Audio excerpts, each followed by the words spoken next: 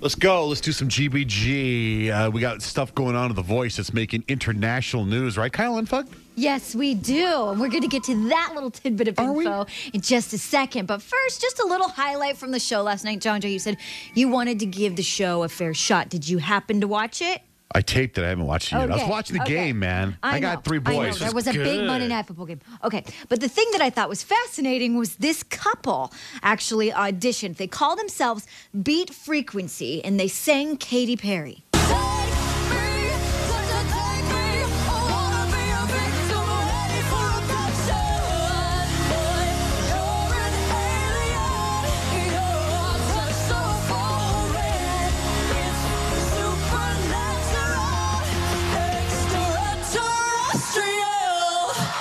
The only coach that turned her chair around was Christina Aguilera. And then, as she's critiquing and welcoming them to her team, we find a beautiful part of Beat Frequency. I'm happy to have you on my team. Oh, my gosh. Thank you so much. That beautiful part. Oh, my gosh. Oh, my gosh. Oh, my gosh. Did she keep saying it, or she said it right there? Oh, my gosh. She said it like 3 or 4 times. The clip of the system only had that one. So I decided to just separate it. And oh, my gosh. That's what you took of the voice last night? Yep. That's brilliant. That's my favorite She part should of the win show. because that's her voice. Oh, my gosh. And oh, my gosh, there's some crazy things happening with The Voice, just like you said. International news. Next year, the show's going to be a little different. Well, a lot different, actually, because 2 of the coaches are leaving. CeeLo, Christina Aguilera are done-zo. Kaput. Christina Aguilera wants to focus on her music. CeeLo's out. He wants to do the same thing. They're both moving forward.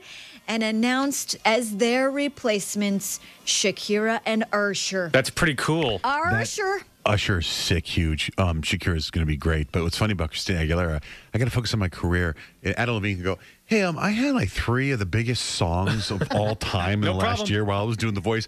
And I'm doing a TV show, this show. I'm doing American Psycho, whatever that, American Horror Story. Yeah. What do you got going on, lady? Some people can handle it. I wonder if she's pushed out. Well, from what I heard, she's doing a tour, and she wants to only be gone for a season. So I guess if the tour doesn't take off, she'll come back to The Voice if she doesn't sell tickets. And CeeLo, I heard, is developing a sitcom with NBC, so he wants to concentrate on that. So they must have paid him some money to put a sitcom together about his life. Yeah. Now, the other singing competition shows have little shakeups as well. You've heard by now that Nicki Minaj and Mariah Carey are in a little bit of a cat fight. They say hate is too weak of a word to describe how Mariah feels about Nicki Minaj, and it's going to make for must-see TV. Now, they're saying this isn't going to be very fair for the contestants because everything Nicki Minaj says she likes, Mariah hates, and everything Mariah likes, Nicki Minaj does not like. So they're saying it's, like I said, not going to be very fair for the contestants, but they don't care about that. They just want good TV, and it's going to be fascinating. I think for Idol, maybe the contestants don't matter as much as the judges anymore, and it maybe hasn't for a while. Right. Because they're not necessarily turning out hits, the recent winners. I found out how much Nicki Minaj is getting paid to do the show. How much? 8 million. 12 milli. One season? From what I hear, $12 million for a 1-year contract, and now Mariah is getting close to, I think, $18 million, but still, $12 million. You go, girl. Oh my gosh. Oh my gosh. Okay, there's also stuff. Oh my gosh. Thanks, Rich. There's also stuff going on X Factor. That show that is apparently losing in the ratings, but I love anyway.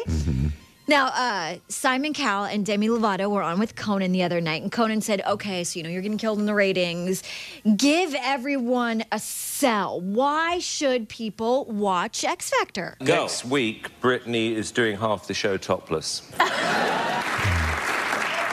That's on Wednesday, the first part of Wednesday's show. And it also, Simon actually buttons a shirt. So that's going to be new for the audience, too. Ready for it? Demi says something interesting. It's all there in the first half an hour. I love their little cat fights. Will Demi say something interesting? Tune in to find out. I feel bad that it's not doing well. I know, because I think it's a great show. I want it to be a national obsession so we can talk about it more. I'm obsessed, and I will continue to talk about it just for you and I, Rich. All right, good. And whoever else wants to listen. Dina Lohan sat down with Dr. Phil McGraw. And yeah, his last name's McGraw. How often do you hear that? Dr. Phil McGraw. Anyway, the interview was absolutely fascinating because she was on something and couldn't really form sentences, and Dr. Phil had to call her out a few times, and I really enjoy how Dr. Phil puts her in her place. You said, I want to come on and want people to really know me, and what you have done is distinguished yourself in the negative.